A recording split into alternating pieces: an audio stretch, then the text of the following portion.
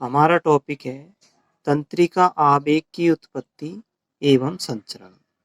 तो सबसे पहले हम देखते हैं कि तंत्रिका कोशिकाएं उद्दीपनशील होती है, अर्थात उद्दीपनों को ग्रहण करने वाली होती है तंत्रिका कोशिकाएं, और इनकी झिल्ली ध्रुवीय अवस्था में रहती है।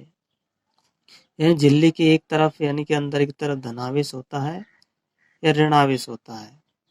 बाहर की तरफ धनावेश तो अंदर की तरफ ऋणावेश, और अंदर की तरफ ऋणावेश तो बाहर की तरफ धनावेश होता है। तो ऐसी स्थिति को हम कहते हैं ध्रुवीय अवस्था।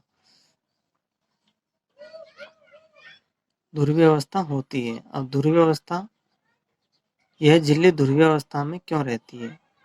तो ध्रुवीय अवस्था में इसलिए रहती है क्योंकि विभिन्न प्रकार के आयन पथ तंत्रिका झिल्ली पर पाए जाते हैं। तो ये तंत्रिका झिल्ली है, ये दोनों झिल्ली तंत्रिकाओं के बीच में तंत्रिका द्रव्य होता है।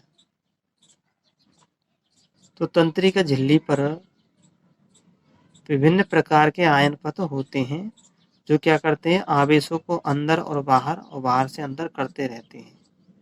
तो इस कारण इसकी क्या ध्रुवीयता बनी रहती है।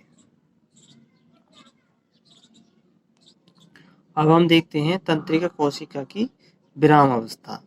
यानी तंत्रिका कोशिका जब विराम अवस्था में होती है तो कोई भी आवेग का संचरण नहीं होता है। जैसे ही तंत्रिका कोशिका विराम अवस्था में आती है तो तंत्रिका झिल्ली, तंत्रिकाक्ष झिल्ली है, तंत्रिकाक्ष है। तंत्रिकाक्ष की झिल्ली सोडियम आयन की तुलना में पोटेशियम व क्लोराइड आयन के लिए अधिक पारगम्य होती है। अब सोडियम आयन की तुलना में पोटेशियम व क्लोराइड आयन के लिए अधिक पारगम्य होती है। यानी जो झिल्ली है वो सोडियम आयन को कम आने जाने देती है और क्लोराइड और पोटेशियम आयन को अधिक आने जाने देती है। यानी अंदर से बाहर से अंदर भी आ सकते हैं, अंदर से बाहर भी आ सकते हैं विराम अवस्था में ये तीनों आयन। तो ये होता है सोडियम आयन पोटेशियम व क्लोराइड आयन के लिए कम पारगम होता है। और झिल्ली तंत्रिकाक्ष या न्यूरॉन झिल्ली तंत्रिकाक्ष का जो तंत्रिका द्रव्य है, तंत्रिका द्रव्य में इसी प्रकार जो तंत्रिका झिल्ली है, ये तंत्रिका द्रव्य में उपस्थित प्रोटीकॉल ऋणावेशित होती हैं और इनके लिए तंत्रिका झिल्ली अपारगम्य होती है। यानी प्रोटीकॉल को झिल्ली से आर पार नहीं जाने देती। अब क्या होता है कि जो प्रोटीकॉल तो अंदर बाहर नहीं जा सकते, लेकिन ये आयन अंदर बाहर आ जा सकते हैं। तो धीरे धीरे क्या होता है कि जो तंत्रिका द्रव्य है इसमें पोटेशियम आयनों की सांद्रता उच्च हो जाती है, और प्रोटीन आयन से उनकी सांद्रता भी, प्रोटीन आयन ऋणावेशित होते हैं, इनकी सांद्रता उच्च हो जाती है, लेकिन जो सोडियम आयन है इनकी सांद्रता कम हो जाती है। तो हम देखते हैं जो तंत्रिका द्रव्य है इसमें पोटेशियम आयन, प्रोटीन ऋणावेशित आयन और सोडियम आयन, तो दोनों ये पोटेशियम और प्रोटीन आयन की सांद्रता उच्च हो जाती है और सोडियम आयन की सांद्रता कम हो जाती है। अब इस भिन्नता के कारण सांद्रण प्रवणता बनती है और झिल्ली पर पाई जाने वाली इस आयनिक प्रवणता को सोडियम पोटेशियम पंप द्वारा नियमित किया जाता है। अब जो झिल्ली पर ये आयनों की जो आयनिक प्रवणता है इसको संतुलित करने के लिए सोडियम पोटेशियम पंप शुरू होता है, और सोडियम पोटेशियम पंप क्या करता है, एटीपी का उपयोग करके विपरीत यानी कि ये सक्रिय परासरण का काम करता है। यानी तीन सोडियम आयन एक चक्र में, यानी कि एक चक्र में 3 सोडियम आयन बाहर निकल जाते हैं और 2 पोटेशियम आयन कोशिका के अंदर आ जाते हैं। अब यहाँ हम देखते हैं कि जो सोडियम आयन तो यहाँ पहले से ही कम थे, फिर भी क्या कर रहा है, सोडियम आयनों को बाहर निकाल रहा है सोडियम पोटेशियम पंप, और जो पोटेशियम आयन है यहाँ पहले से ही हाई है, फिर भी क्या कर रहा है, अंदर 2 पोटेशियम आयनों को भेज रहा है, सोडियम पोटेशियम पंप, यानी कि आयनिक प्रवणता को संतुलित करने के लिए। तो इसके परिणाम स्वरूप क्या होता है कि झिल्ली की आंतरिक सतह पर ऋणावेश हो जाता है और बाहरी सतह पर धनावेश आ जाता है,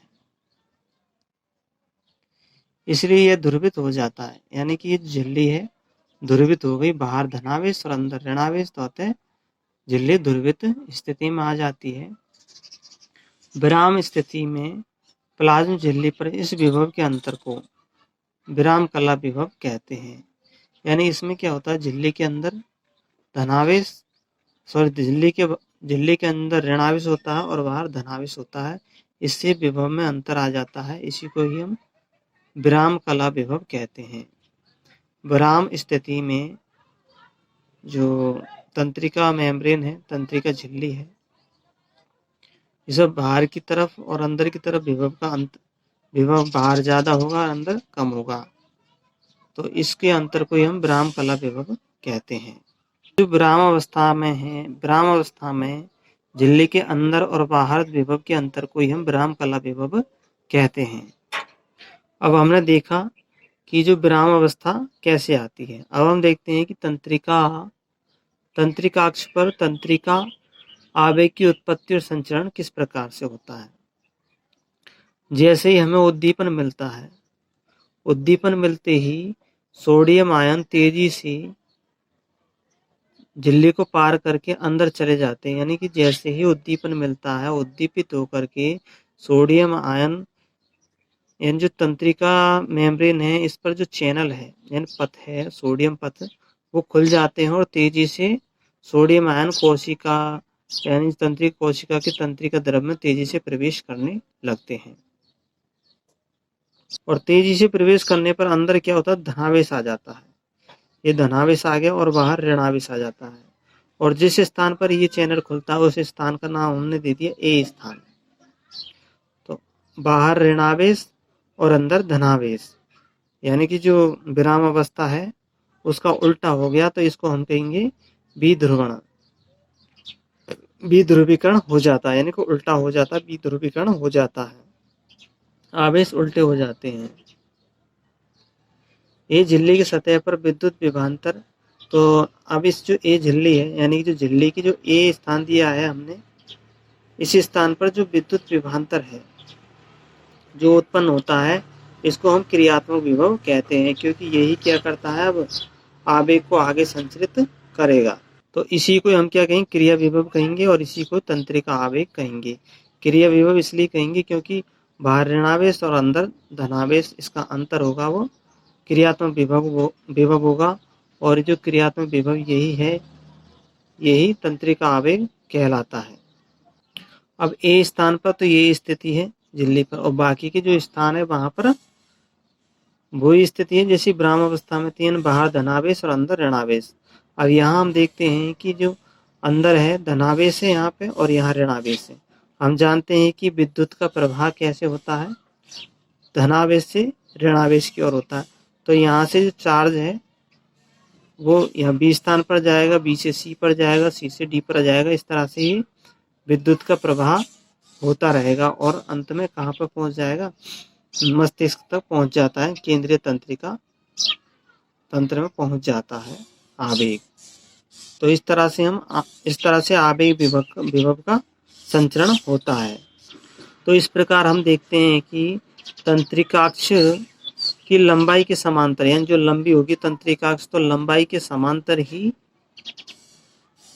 समांतर क्रम का, यानी जो आवेग के क्रम का पुनरावर्तन होता है और आवेग का संचरण होता है। उद्दीपन द्वारा प्रेरित सोडियम आयन, उद्दीपन के द्वारा जो सोडियम आयन थे वो तेजी से एकदम आए थे, तो यह क्रिया जो है वो क्षण भर के लिए होती है, क्षण भर के लिए ही सोडियम आयन है वो तेजी से अंदर आते हैं।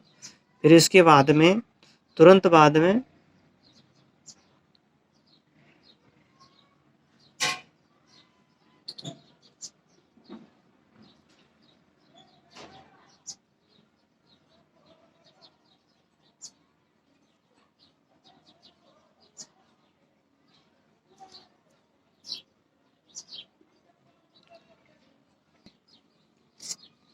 और जैसे उद्दीपन समाप्त होता है, उद्दीपन समाप्त होते ही क्या होते हैं, सोडियम आयनों की गति कम पड़ जाती है और इसके बदले में जो पोटेशियम आयन वो तीव्र गति से बाहर निकलना शुरू कर देते हैं उद्दीपन की समाप्ति पर, और विराम की स्थिति आ जाती है। विराम की स्थिति आने पर क्या होता है कि जो बाहर धनावेश हो जाएगा, ठीक है, और अंदर ऋणावेश हो जाता है, तो ये विराम की स्थिति आ जाती है। और जब तो विराम की स्थिति आ जाती है, अब जैसे उद्दीपन मिलेगा, उद्दीपन होने से फिर से साइकिल ऐसे ही चलेगा, फिर से साइकिल यहाँ से शुरू हो जाएगा, उद्दीपन मिलेगा, फिर यहाँ से यही क्रिया दोहराई जाती है अगर उद्दीपन बार बार मिलता रहेगा। तो ये थी हमारी एक उद्दीपन की क्रिया। तो ये हमारा, तो हम आवेग की उत्पत्ति कैसे होती है विराम अवस्था में, और जो विराम अवस्था किस तरह से बनती है, और आवेग का संचरण भी किस तरह से होता है तंत्रिका कोशिका के अंदर, तो आपकी समझ में आया होगा। और इसको हम किताब की वीडियो भी हम इसमें डाल देंगे, उसको देख लेना। इस वीडियो में हमने देखा कि एक तंत्रिका कोशिका में आवेग की उत्पत्ति कैसे होती है और एक ही तंत्रिका कोशिका में आवेग का संचरण कैसे होता है।